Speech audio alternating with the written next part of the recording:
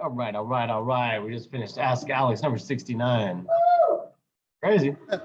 Is that Erica? Yeah. Erica said, woo. What up, Erica? Woo. Woo. Give me a woo. There we go. This was an incredible webinar. We had some special guests on from the Phoenix, Arizona market, Chris and Rick Vasquez. These guys are doing some incredible things. And Alex, I'm sure they had a lot of killer takeaways. What were your biggest ones? Well, fantastic webinar. These guys are studs. I'm so happy that we interviewed them. I think one big takeaway for me was how beneficial it is to invest in tertiary markets. You know, those markets are like about an hour or so outside major metropolitan areas. The second big takeaway was mentors and how these mentors that they've hired and bought into these circles have helped them level up consistently in their 3-year journey. And the third one, you got to watch the webinar because it was pure gold. Let's get it. What up, you guys? Gonna have my man, my brothers from another mother, Mr. Rick Vasquez and Chris Vasquez on the call today. I'm excited, you guys. These guys are Arizona killers. These guys are crushing it. So let's get my man and my co-host and the man with the master plan, Mr. Will Wall, in the building. So we can start this webinar, you guys. We're going to be covering how they scaled up their business. We're going to be covering some of the growth that they've had. Because remember, guys, no matter where you're at, there's always another level. And so we're going to be talking about all their challenges. We're going to be talking about where they're currently at. We're going to be talking about what they learned along the way. What's up, my man, Will? Oh, sorry, looks like I'm muted. Hey, man, good to see you. What's up, brother? Ready for a killer interview today? I know you were mentioning it earlier, Vasquez brothers, right? Like these guys are killing it out in Arizona, doing multiple different, real estate investing strategies. So we'll get to kind of touch base on all those different, ways that they're doing things, just like we are. We have a couple of different business models that we're, actively pursuing. So I think it'll be cool to kind of get these guys' perspective. Obviously, they're in another state across borders. So excited. Yeah, and we first met them right in the Future Flipper program, seen them at the masterminds, and then we'd hang out with them when we go out to Arizona and have a good time checking, their projects out, checking out what they're up to. But they're an open book. I've definitely enjoyed building a relationship with both the brothers, and also, all of us together just kind of hanging out when we're out there in Arizona or in Vegas. But these guys are grinders, man. They're hard workers. And I think it's no surprise that they're successful because they're putting in the work every day, just like we are. Good stuff, man. Well, I see some familiar faces over there, and I see Allie chatting in. If the rest of you guys get a chance, go ahead and use that chat feature. Go ahead and let us know where you're from, where it is that you're, tuning in from, where you're investing in. And also, if you can, let us know where we can find you. If you're on social media, the best place to kind of connect with you outside of the webinar. Obviously, we do this on Wednesdays, but, you can connect with people in our Facebook group and people from your area as well. So we do want to kind of know where you're from. So, Alex, what's kind of new with you? What's been going on this week? So lots going on. I've been kind of running around. I was just at the dentist here in Mexico, in Guadalajara, getting some work done here. So just enjoying my family here. I have so many family members here in Guadalajara. I get the chance to hang out with them. I got to see one of my aunts and got to spend time with one of my cousins and just continue to build that relationship with them, see what they're up to. It's just so fun. It's something that is very special. So been hanging out with some family.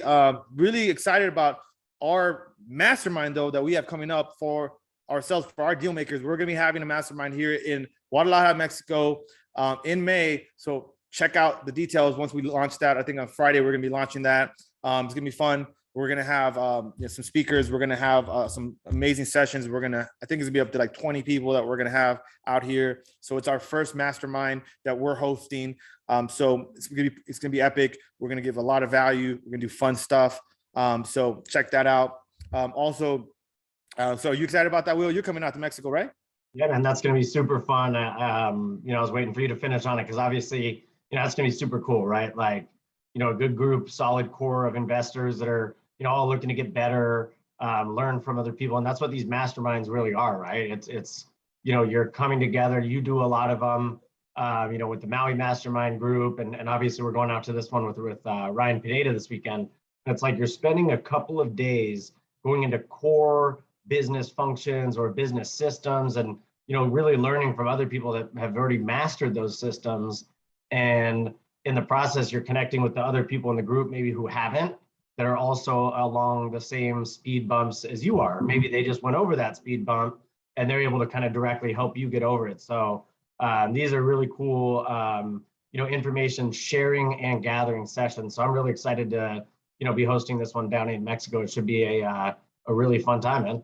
Yeah, and these masterminds, really, it's that relationship that you build with these other people that allows you to help grow your business and to do things on a higher level. Because that's what's happened with me, where being exposed to other people's mindsets, connecting with people, and then become either like helping us becoming either lenders or just kind of advisors to us. We're like, hey, what do you do in this scenario, or what have you done in this scenario? So all these relationships that I built by spending thousands of dollars by being around these people have helped us grow the business, right?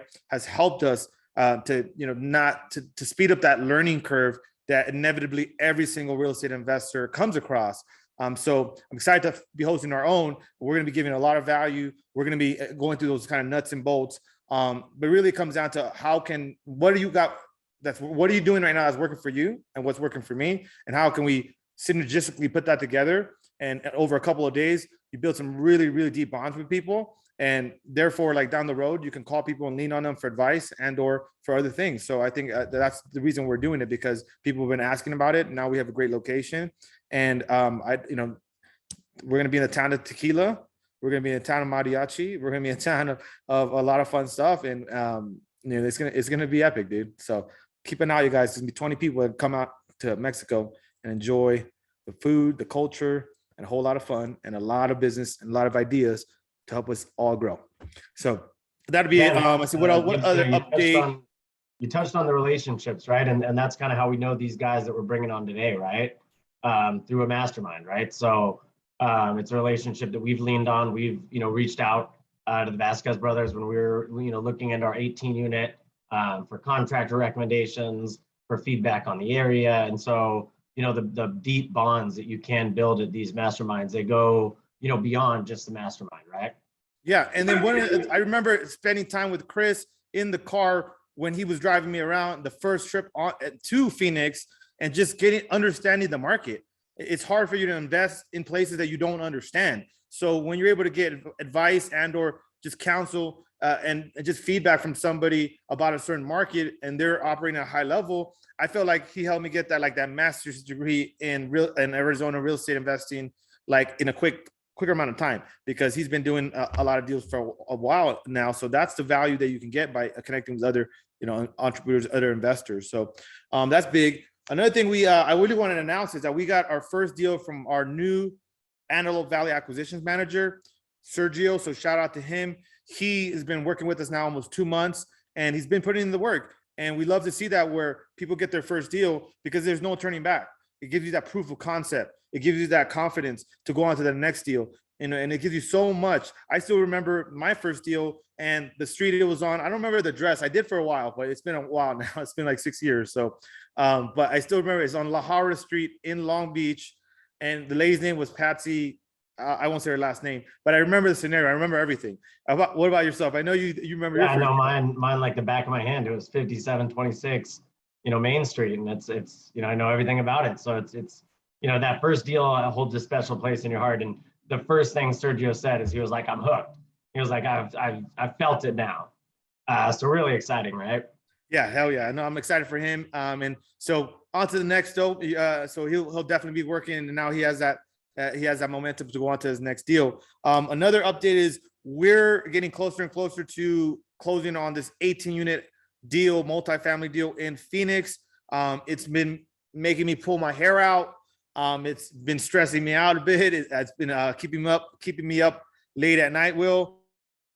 I know I've been talking to you a little bit about how different it is, the conversations, talking to lawyers about the structures of the deal, talking with property managers who's going to potentially manage a property after we buy it, talking with commercial lenders, getting a much larger loan than we normally get. So it's been difficult, but I have advisors, I have mentors, I have people that I've been asking for help.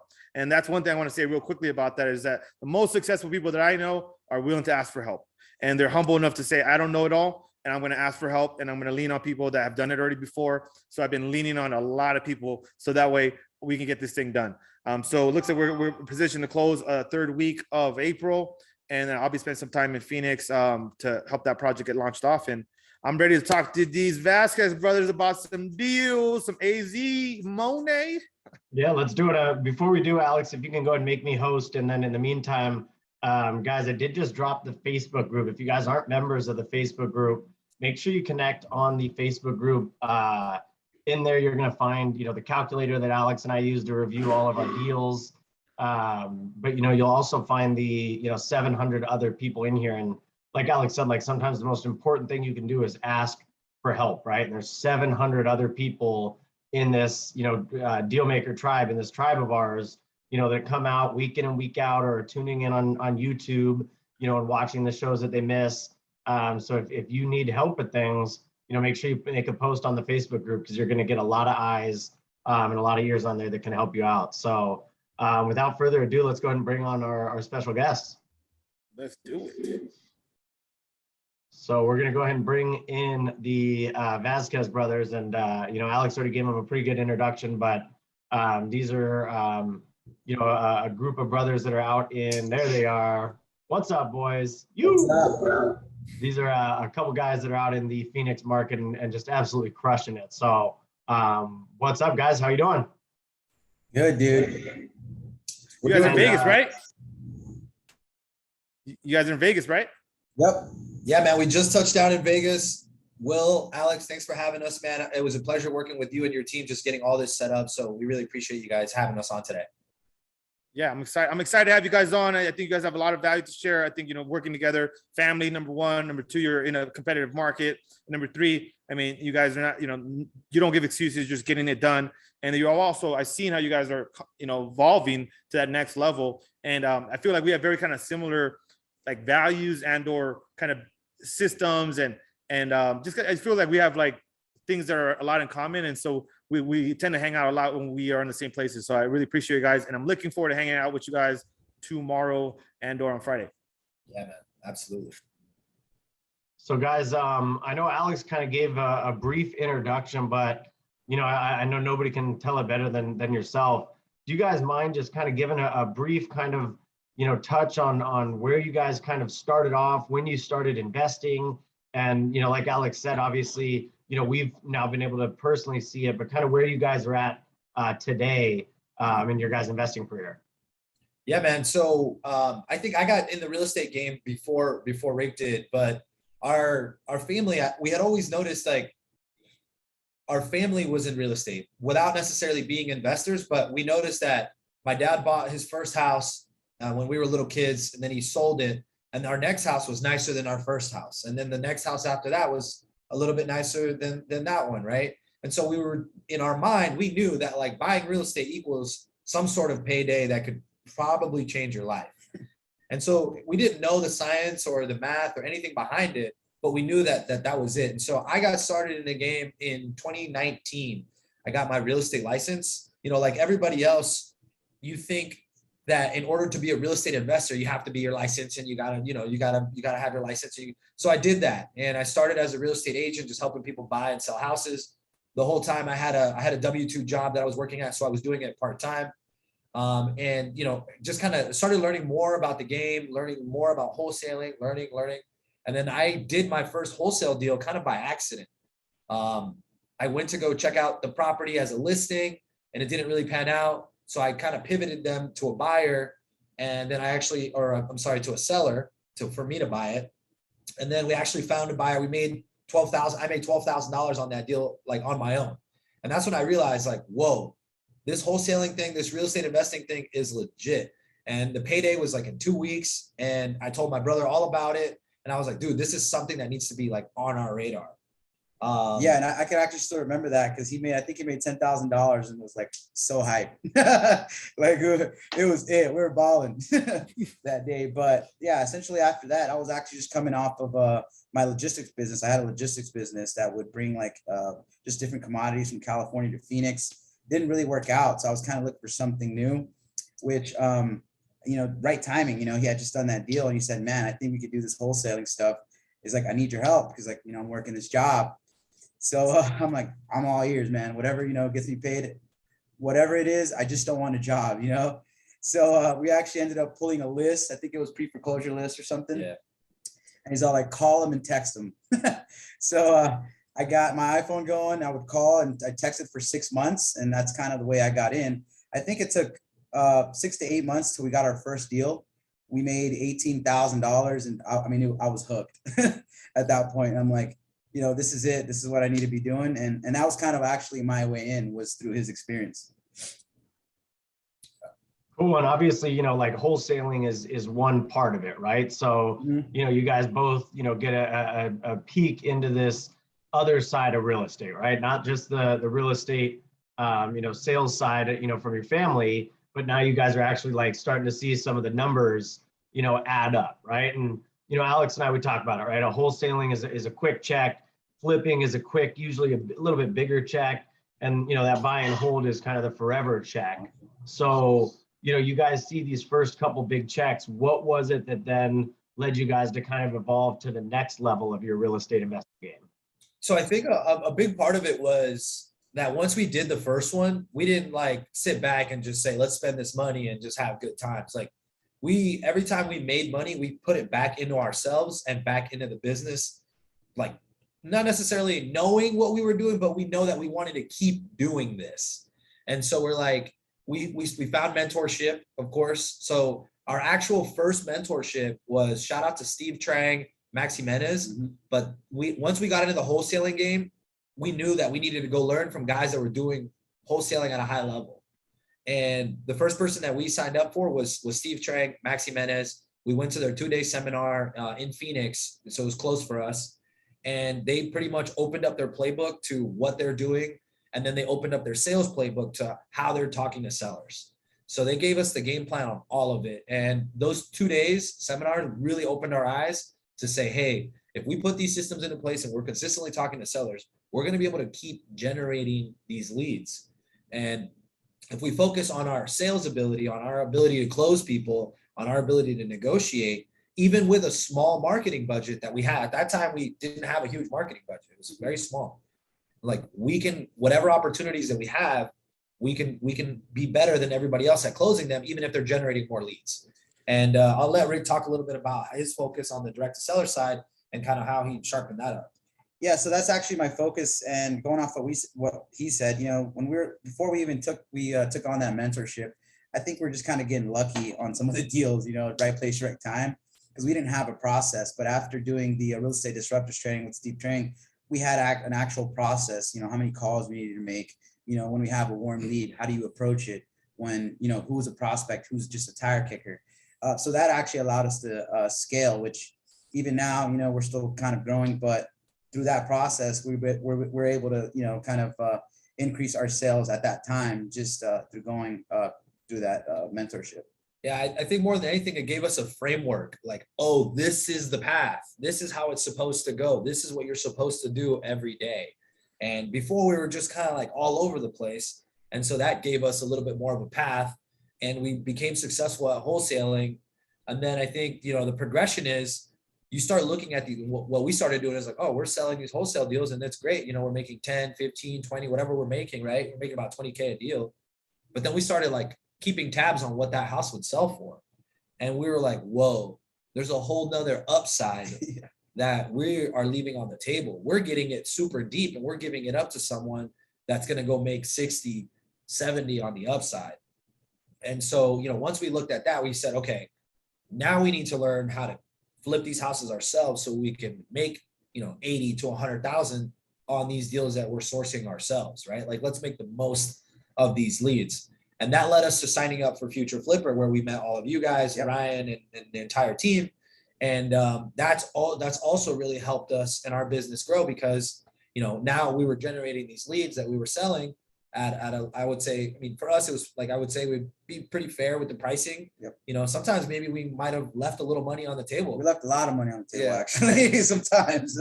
But now, as of last year, we started taking down, almost everything was getting taken down, everything was getting rehabbed, and we were making the most that we could on every deal. And so that's kind of been the progression. We started wholesaling, we had the mentorship, and then we looked for more mentorship when it was time to move on to the flip business, right? And that's kind of where we met you guys and Ryan and everybody. And so that's kind of led us to that point. And now, the next point is we want to be a bigger real estate, full service real estate company. So now, there's probably going to be another mentor that can help us take us to that level too. So that's kind of what we're working on now.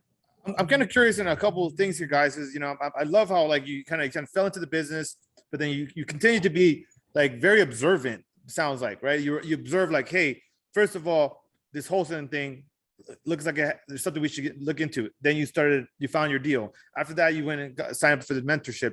Was at any point in time where because so many people say, oh, you can't do deals in LA, you can't do deals in Phoenix, it's too hot, there's it's too saturated. Did you ever have that mindset, or was that ever something that you guys thought about throughout your journey? I would say, we actually have an advantage in Phoenix because there's so many real estate investors and people always want to work with each other that I actually never felt that way, because anywhere you look, there's like a real estate investor that's willing to help and say, yo, it's out here, just go get it. So I don't know if it's like that in every city. I don't think so. I mean, but for sure in Phoenix, I think we had that advantage that there's people here that are saying, hey, we win together. So we never really had that issue, I would say. Yeah, I think we know it's tough. Like, it's not easy, right? It's not easy, but we also know that we're putting in the work every day. So if you want to show up twice a week and thinking you're going to get a deal, that's not going to happen in Phoenix Metro, buddy. But, we're showing up every day. That's what we do. We're showing up on Saturdays. We're going to meeting appointments on Sundays. Like, we're going to be there because we know we're going to get the deal. We know if we get there, we're going to get the deal. Yeah. And so I think a big part of it is like, how bad do you really want it? Right. And we really wanted it because like, we don't come from a lot of money. Like when I was talking about my parents selling a house, they sold 1 or 2 houses and I saw like them make a little bit of equity. Right. But like, they're not going to pass me down a portfolio of land or apartments or any of that. So we're first generation. So it's our responsibility to build the generational wealth for the rest of our family. Like that's kind of the way we look at it. And so that's the way we operate. And that's why we do it that way. And I think that's why we approach it with such optimism, because if we're not doing it, then who's gonna do it? Yeah, definitely. I love that. And the thing that I heard you guys mention a couple times in there, right, was mentor. Both Steve Trang, Max Jimenez, who are, 2 people that are mentors of Alex and I as well, that we've spent money on their programs and on their mentorship because, again, they're top in the game, right? They're some of the best out there at doing what they do. And if you want to be the best, you have to learn from the best. And then, like Alex said, you guys, and Chris used a word that we use a lot, pivoted. We're like, dude, we see this other money left on the table. Let's keep using that knowledge. Let's keep building on that. Now let's go, stack on another mentor in Ryan Pineda, who does more of the flip side of things. And, I love how you guys are now progressing into, your future thoughts, which, could lead to, a fully developed real estate, business enterprise where you guys are taking down, multiple different levels of deals. So again, like it's cool to know you guys and actually have been able to see you guys as a part of that. Real quick, I just want to drop a poll into the group and the audience, just asking, do you guys have a mentor? Because again, I think a mentorship is something that's been really, really important for Chris, for Rick, for Alex, and all of us. So just want to get some feedback from you guys along the way. And Chris and Rick, just real quick, if you guys don't mind on touching, you guys have done the wholesaling now. You guys have done the fix and flip. Like what's kind of next? What's the next, piece of that portfolio? So, I mean, there's still challenges, right? Our focus is dialing in the company where it's predictable. I think Gary Harper said it, a predictable business is a good business. When you can count on there's 200, 300K coming in every month, whether I'm there or not, that money's coming in, right? That's where we want to take our business to. We want our marketing to be predictable. We want our revenue to be predictable. And it takes time to build to that level, but ultimately that's where we want to we want to stabilize our business to. Now, beyond that, I mean, we're looking at the luxury. We're looking at luxury real estate. It's kind of the same game. It's a little bit more of it's more cash intensive. There's more rehab. They take a little bit longer. But, now that we understand the process, we're looking at the luxury game. And ultimately, we're looking to make as much capital as we can so we can do kind of what you guys are doing and roll it into multifamily assets to offset that tax income that we make. So we want to offset some of those taxes, but then also, like I said, like we want to build that long-term wealth that is, it's not coming down the pipeline. So we got to build it. And so ultimately, I think that's the vision is we're going to explore getting into luxury space to see if we can make larger profits and then take those profits and put them into long-term multifamily good projects with, people in our network and our sphere. And then, I don't know, Rick, what else are you thinking? I mean, I think you hit it exactly where it is. I mean, that's exactly where we're at right now, trying to, just raise the capital, things like that, so we can get into bigger projects. One thing I've been focusing on myself just for that vision is actually talking to brokers for these commercial deals. So we could, get in there first, get the opportunity to actually make offers on those. So I went from making offers on just single family to now trying to work on making offers on 18 units, 20, 30 units, whatever it is. So that's kind of where I see myself going as in the company, just kind of working on that. And then, yeah, I mean. Really so tell us about you guys. I know because, there's two of you guys, right? And it's brothers. So like, what do the responsibilities look like for you guys in the business on a day-to-day? So my day-to-day is actually all the sales and marketing. So I make sure that our marketing channels are actually working. So right now we're big on cold calling, some texting, PPC, and very light Facebook ads. So my goal is my job actually is to make sure that those things are actually working every day or every week. And then once we get leads, my process is to actually vet them and see if they're actually real sellers, something we're actually going to work on. And then I actually end up closing them. Once I end up identifying if they're going to be a house we're going to buy or a property that we're interested in, I take it to Chris. He's kind of the one who takes it from there and finds out if it's like a deal that we're going to keep, we're going to wholesale it, if we're going to flip it. He kind of starts running the numbers and kind of goes from there. Yeah. So on my side, I would say, I operate on like the overall vision of what we're going to do. I also we raise capital. We'll talk about that, but we both raise capital, and I focus on creating opportunities outside of the direct to seller. So like networking with real estate agents. And I got to give you guys a shout out because I kind of got this. I got this from you guys, and a big part of it was the way you source your deals, the way you guys crowdsource your deals, and you guys leverage your sphere and your network to bring you deals that you didn't have to spend marketing dollars on. When, I think, Will, if you remember, you came out to Phoenix, or you came out to Scottsdale, we had a couple beers, and you kind of broke it down how you were doing it. And I was like, wow, that's like impressive. It was super impressive to see. And I want to give you guys some credit on that. But I think ultimately the lesson is, opening up that sphere. So I took that from you and I applied it by reaching out to a lot more agents, pumping out a lot more content, and just letting the world know that, like, hey, we're buying real estate. We're buying. We're real buyers. We're sending real wires. We're here. And, since then, we've been able to see 30% of our deal flow is from agents and referrals. 70% is still direct to seller, but that 30% is starting to help out. So I love how you guys, have that dynamic, right? Like somebody has to fill the pipeline and then somebody has to be in there to close the pipeline. So, it's something that we talk about in our business regularly, right? It's the deal finders, the funders, and the closers and the executors. And so it's awesome to hear that you guys, are able to kind of have that dynamic and both work together effectively to get these deals to the finish line. Obviously you guys are crushing it, right? Rick is working on the direct to seller marketing. So this new channel, Chris, like how are you, kind of focusing on these crowd deals? Like what are some of the ways that you're getting in touch with these agents? Is it social media? Yeah. Just like, meeting with agents when you can, meetups, like what are you doing to get in front of these people?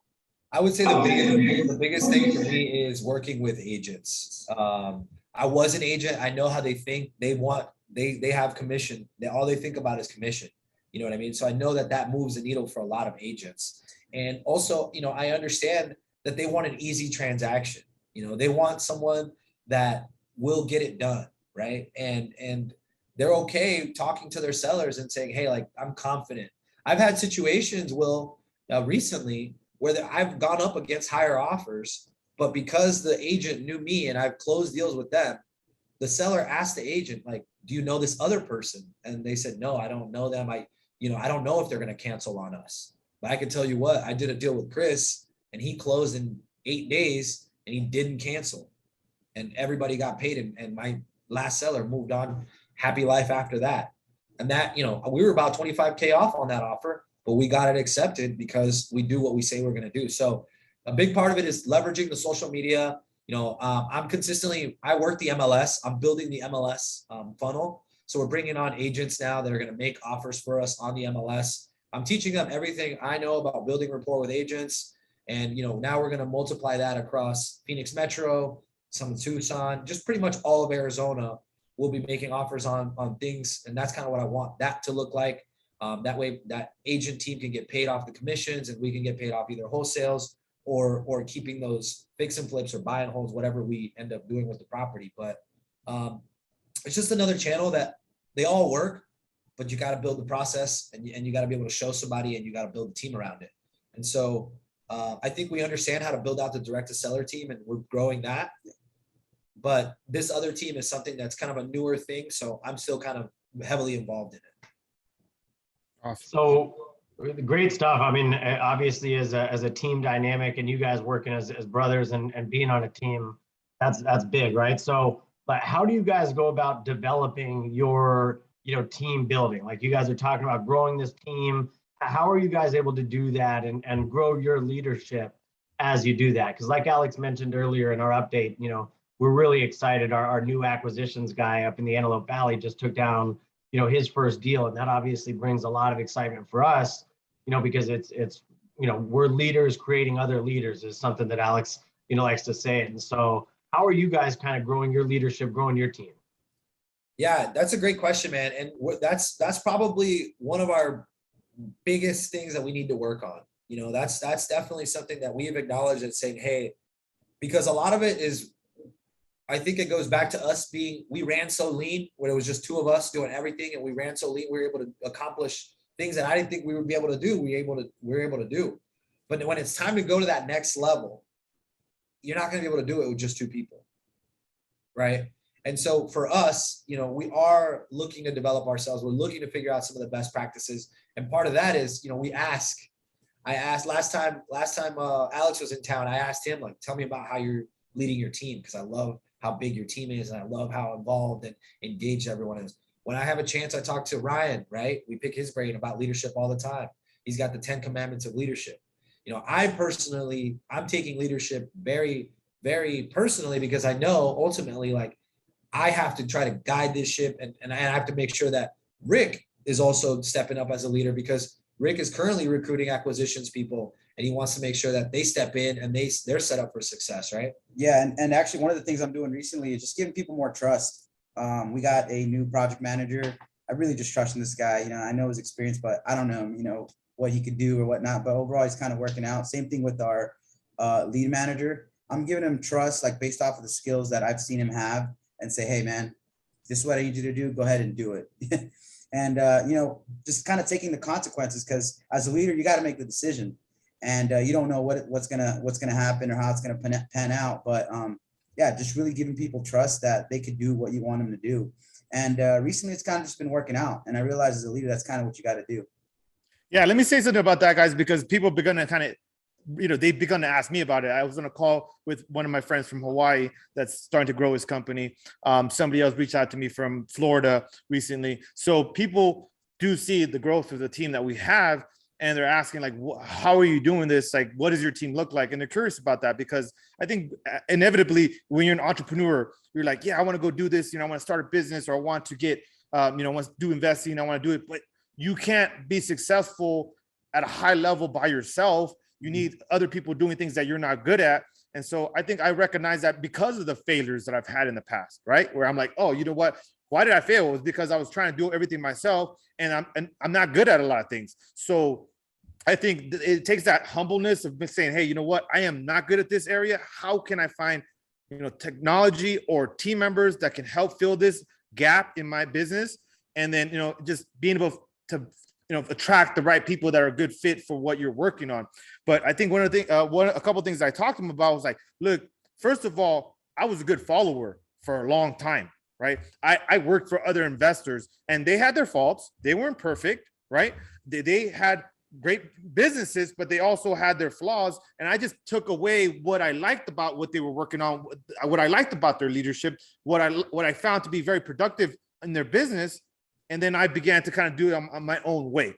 And then as I felt more and more confident, kind of as being a leader, because I knew what I was doing, I knew that I already had a profitable company. When Will came and wanted to, kind of become an investor and work with me, I clearly see like this guy was also a really good follower. Like he'd follow directions, and he'd, follow up, and he'd take a lot of initiative, and he would make things better. And so he continued to rise within, what we were working on within our company. And then I'm pushing him, hey, bro, who are you going to bring on? Who are you going to turn into a leader? Who do you see as like kind of an all-star right underneath you, right? And so then that way I'm pushing him. First I'm pouring into him though, like, because I know he had that, that capacity, and he showed me through his work ethic and the same values that I had. But then he also began to start building people up. And I was super proud of him with the Sergio deal, because I was like, look, like that's really more a reflection of you than me. And then what he said to me is like, nah, bro, it's because you give me everything I need to be able to teach Sergio that. So it's not like no ego there, right? It's just like, hey, you got to be a good follower to become a good leader. And then when you're a good leader, you got to model other great leaders. So then that way you could eventually hope to become a great leader as well. And it's just it's a constant thing. So because a lot of people ask me about that. Like I pour so much time into like making sure that my team has the resources that, I spend the money, I invest into the resources, I invest into all this. And sometimes I don't want to do it. I'm taking one of my acquisitions or my project managers to the mastermind. Does my project manager really need to go to this mastermind? Not really. But I know he's going to be inspired. I know he's going to be able to connect with more people. And that's me thinking more about him than it is about me and, me spending that $1,000 that maybe I don't really want to spend.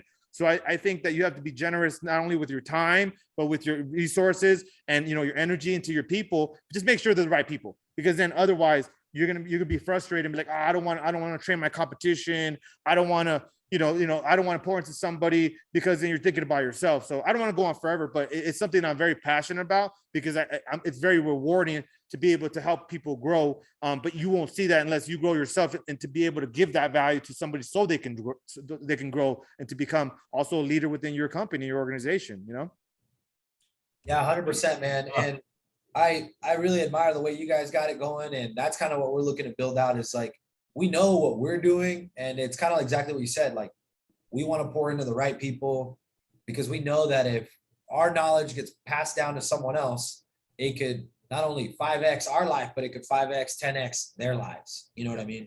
100%. So that's well, I know. Do we have any questions that the audience wanted to ask of the Vasquez? Yeah, I was actually just going to let everybody know to use the Q&A feature. We got a couple more things we'll kind of go through with Chris and Rick, but if you guys have any questions, there's a Q&A feature right down next to the chat.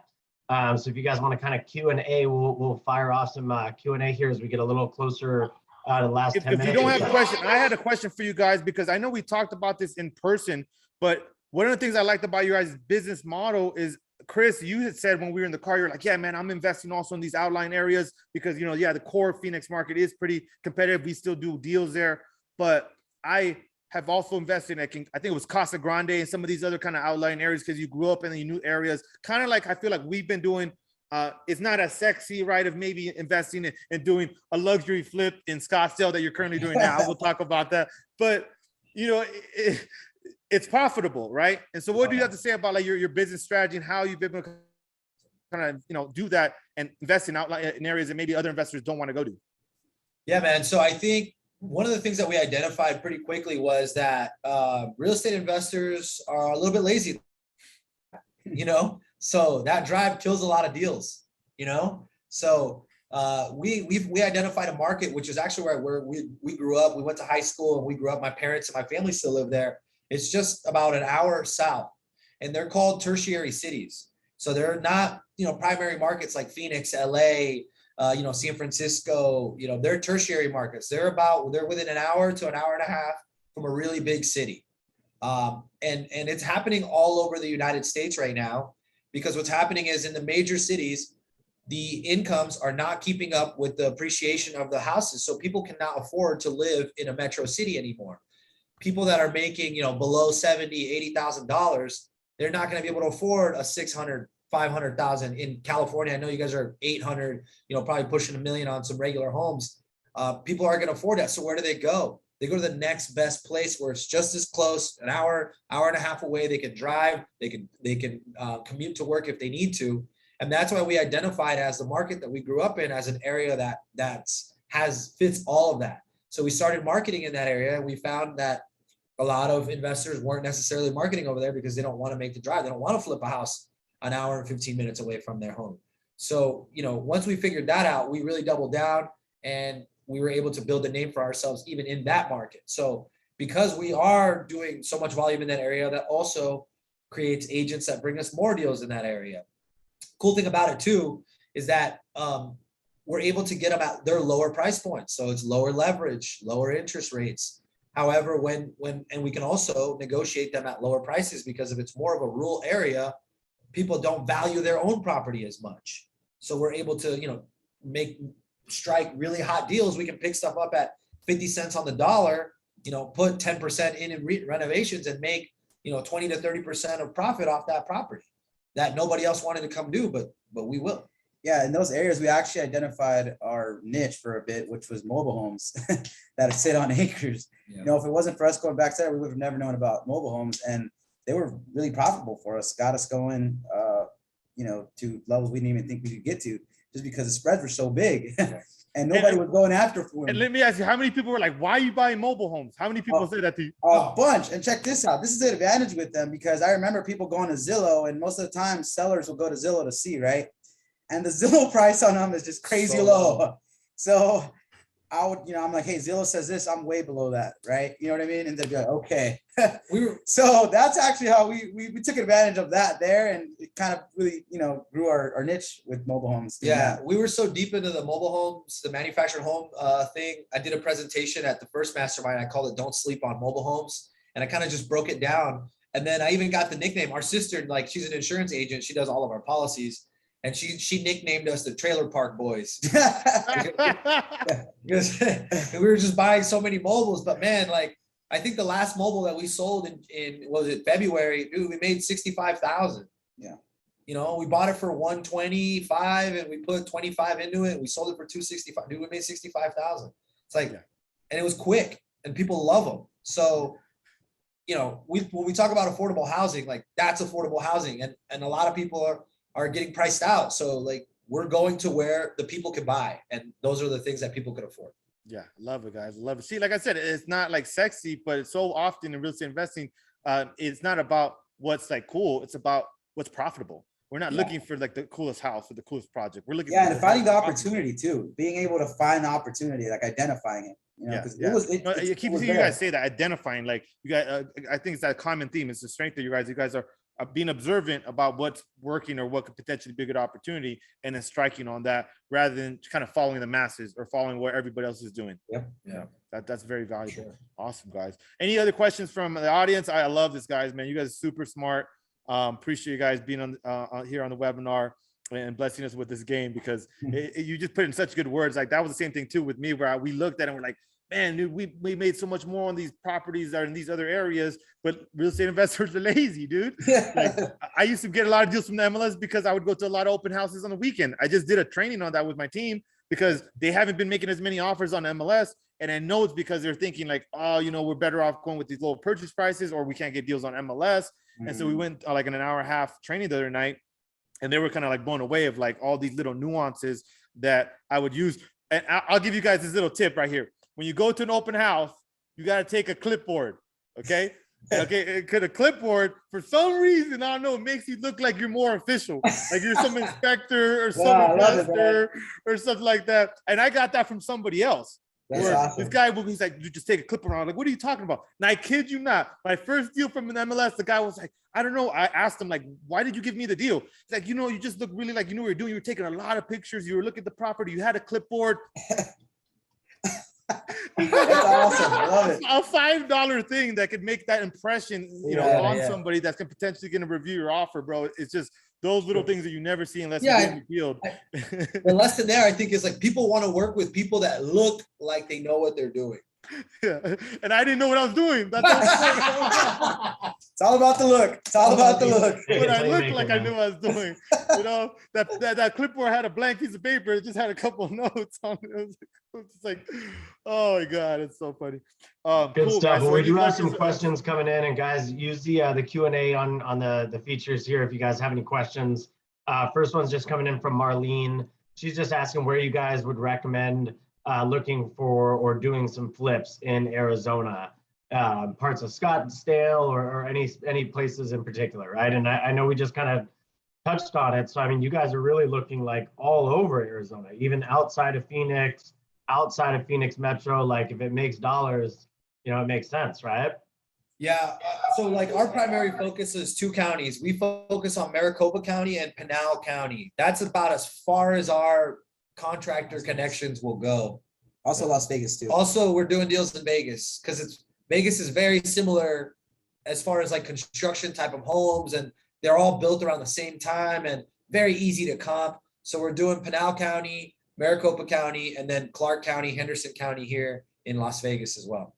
So, I mean, I would say if you have a deal in Phoenix Metro, in Maricopa County, you should do whatever you can to flip it, partner with us to make it happen. But yeah, I mean, there's just selling so crazy in that area. If you have something that's a deal where there is a profit there, I would say do it anywhere where it makes sense for you. But I can't narrow it down to like one city, because if you limit yourself to just one city, your opportunities are going to be a lot less. Yeah, and I think you're also missing out on what this is really about, which is talking to sellers.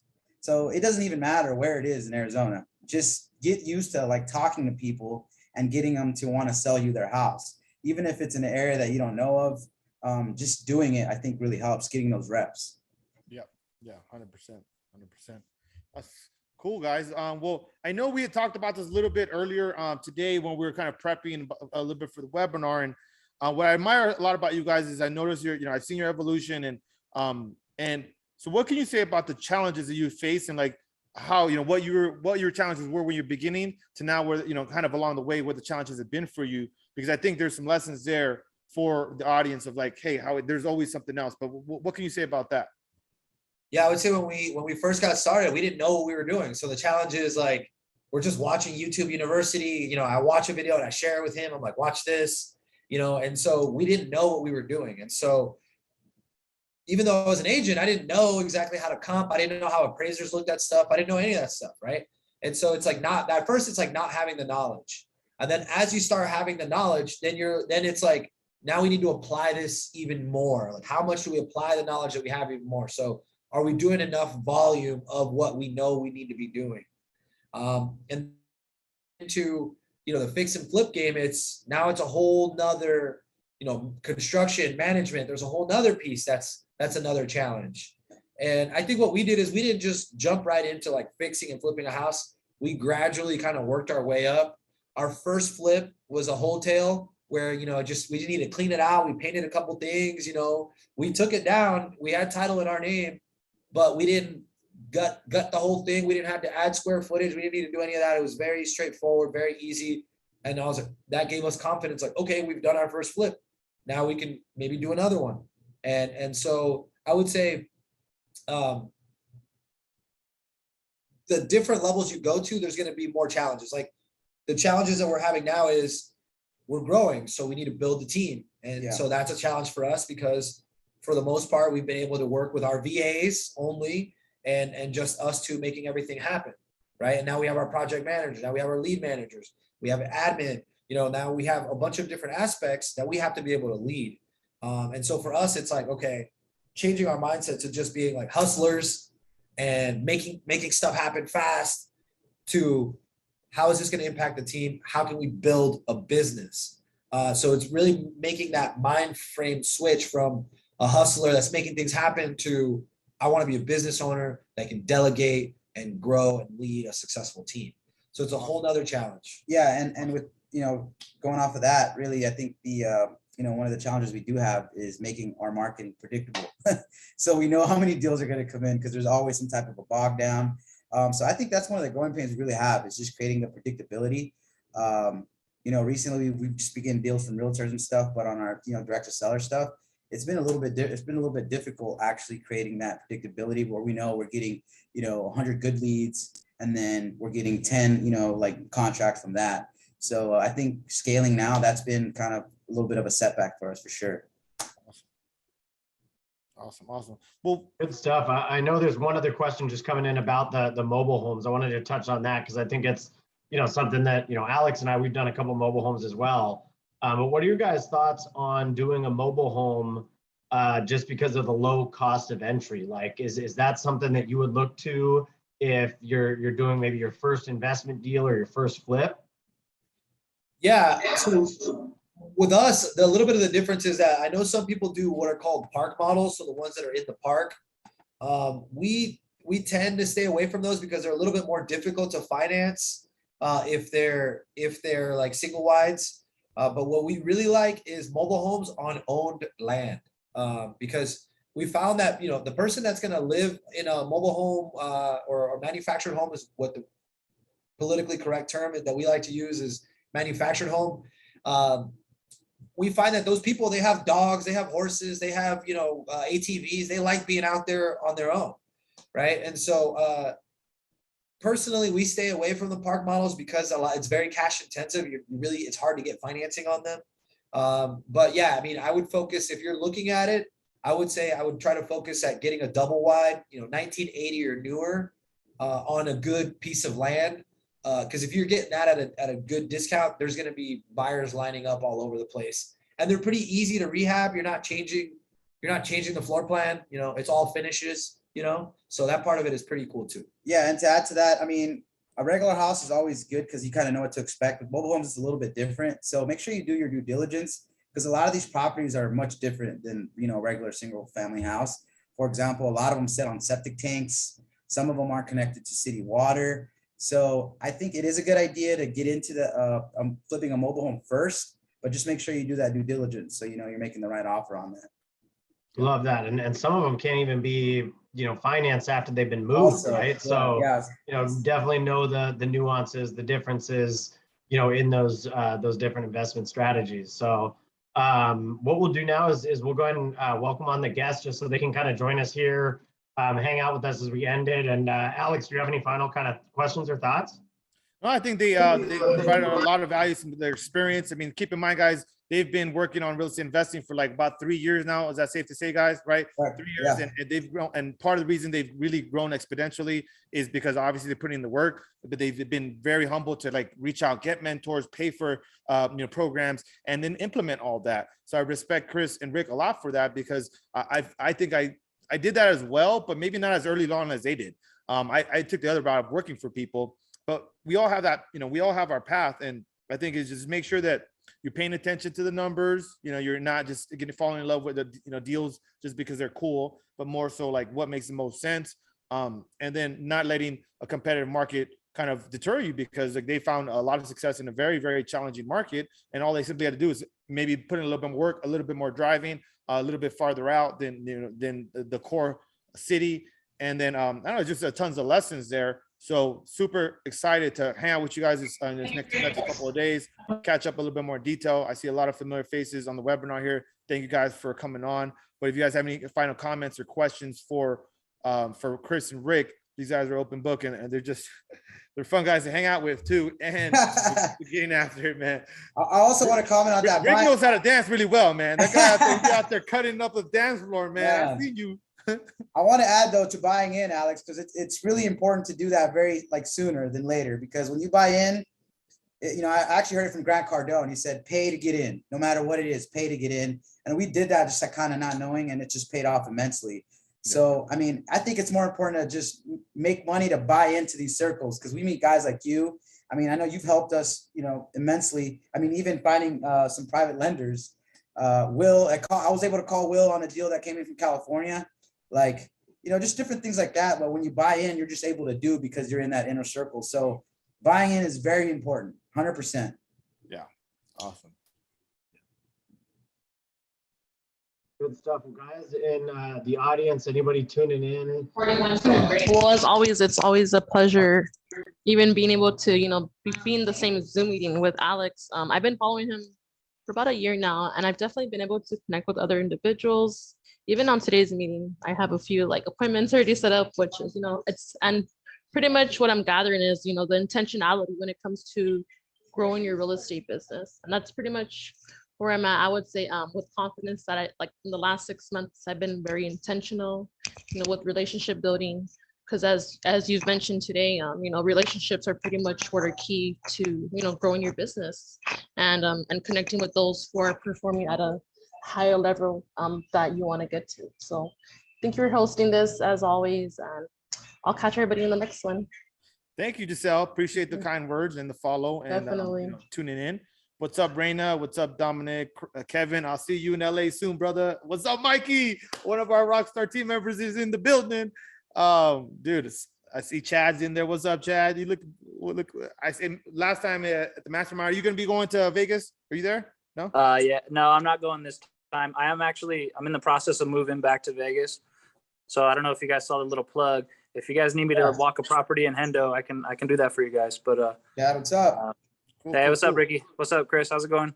Cool. Yeah, I guess I could let other people in here. Like, I went to the Future Flipper Mastermind last January, and I would have never met any of these guys without taking that leap and trying to actually learn this business. Now that I'm starting to take some courses.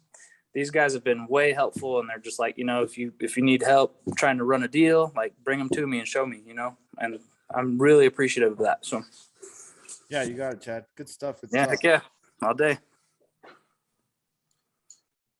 Cool. Anybody else any other questions, final comments before we log off? I have a question. So my question is, I don't, like you guys mentioned, you guys got started in wholesaling, but then now doing more fix and flip. I personally don't want, I know wholesaling kind of goes into the process, but I guess my question is, what about if I want to do hard money lending or private, bringing a deal? I feel like, okay, I can find deals, but then how do you go about bringing it to a private lender? That's a good question. There's a couple different ways. I mean, the hard money lenders, I think it's a little bit easier just because depending on where you're at, there's a lot of national hard money lenders. Just, shop them to see who can give you the best terms. But, I'll give you some names we use Kiavi. We use Certain Lending. Shout out to the team at Certain Lending. In our market, we use another one called Capital Fund One. So there's a lot of hard money lenders all over the country. But the private lenders, I would say that's something that Alex and his team are really good at. Building those relationships. But private money is just building that relationship and letting people know what you do, showcasing what you do, giving them examples of what you've done with other investors, and then just showing them that you're really doing this every day. And that way they feel confident enough to invest in your deals. Alex, maybe you can share a little bit more on that. I think the private money lenders, it's one thing. It's he said it's different when you're presenting a deal to a hard money lender and then you're presenting one to a private money lender. So when it comes to the hard money lender, they're more of a corporation, they're a business. So, they're going to look at it from, that kind of angle of, hey, what does the deal look like? Probably a little bit more towards that. And now when it comes to private lending though, the two questions that you really want to answer is why should they trust you with their money? And really, what are you going to provide for them?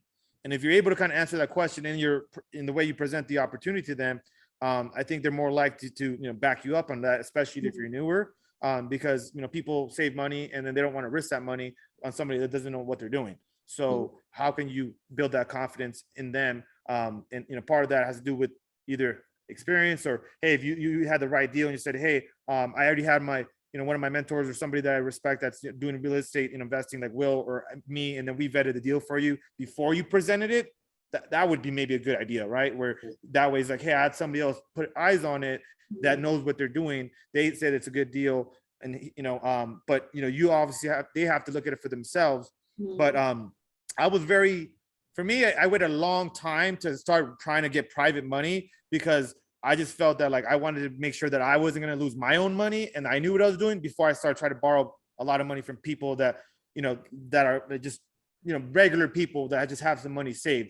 But when it comes to hard money, again, keep in mind, that's more like based on a deal. They're a professional business. They're doing it as a business. So they're going to really nitpick.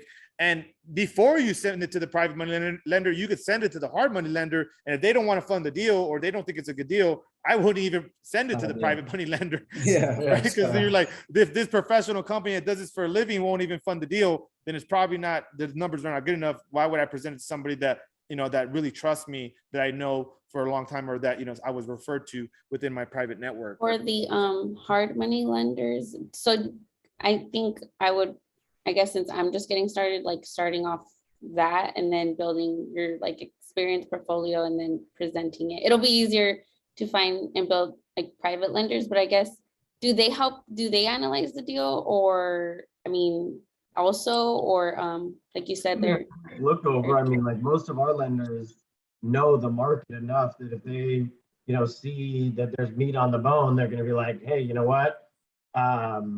Alex has performed on his last 5 deals in this area and he had these numbers. These numbers look to make sense, but they won't like, jump on a calculator with you and like, run numbers with you that way. They have their own lending, analysts and risk thresholds that they're willing to take on. And if your deal doesn't have enough meat, if it's too risky, then, they usually will pass on it. And then my last question, because I do have to go, do you want to find a hard money lender within the area, or they're everywhere, like you said, national? It doesn't matter. I mean, I'll answer that, but it matters. But what matters more is that the deal is good enough, because there are some hard money lenders that prefer to lend in certain areas, and there's some that are like just kind of national. So it could kind of depend on what their appetite is as well. So that does come into place when you're reviewing deals with hard money lenders, because some of them, for example, they're going to want you to put more down payment if you're buying a property that has tenants and you're buying it occupied. And whereas other lenders will just, they don't mind as much. So it really depends on the deal, Reina. So make sure that, you have a good deal in your hands, but the hard money lender is not going to crunch the numbers like, hey, you should offer this and you should lock it up at this. Like, that's not their job. Their job is to help fund the deal. So your job as a deal finder, as deal getter, deal maker, is to present them with the opportunity that you've already got pretty close to the finish line. Meaning like locking it up. Like, hey, I got this, opportunity. Take a look at it. What do you think about it? What kind of terms can you offer me? And then they'll tell you, hey, you got to put 25% down. We're going to charge you 9%. We're going to charge you 2 points. We'll fund the deal. Or hey, you know what? You're too new. You need to partner up with somebody more experienced. And the hard money lenders will tell you that too. They'll say, hey, and a couple of our deals we're working on right now are like that, where somebody just sent us a deal. We sent them our hard money lender. They went to the hard money lender. Hard money was like, hey, you got good credit and all. That's cool. The deal looks good, but we just don't have any confidence in you doing this deal. It was in Joshua Tree. It's like, it's a little bit out there. If you want to do the deal, you should partner up with another more seasoned investor. And that's kind of what we did. And it's worked out very well because they brought me a good deal. I had put the money up and then they brought a real good deal and they're running the project. So it's kind of, one of those things too. I did that too on the first 2 deals that I did on my own. I've partnered up with other investors and we went kind of 50-50, but they were really good deals as well. So, a couple of Reina, if you got your first deal, I would definitely take it to these guys. We did the same thing with our first flip. We partnered up with somebody. Actually, today I'm in like the women's real estate Facebook group, and someone is like wanting to sell an 8 unit. So, but I'm like, okay, I have this deal. Now what do I do? So I was gonna bring it to Alex. Over. We'll take it. We'll run the number for you. I know. Cool. We'll send it over. We'll take a look. Yeah, I'll send it over. All right, I have to go, but thank you so much, everyone. Bye. All right, guys. Well, hey, thanks for tuning in. We'll see you guys next week. Appreciate you. Let's get it. Thanks for having us. Thanks, fellas. Later, guys. Guys. Later, Will. Have a good day. Thanks, guys. Later,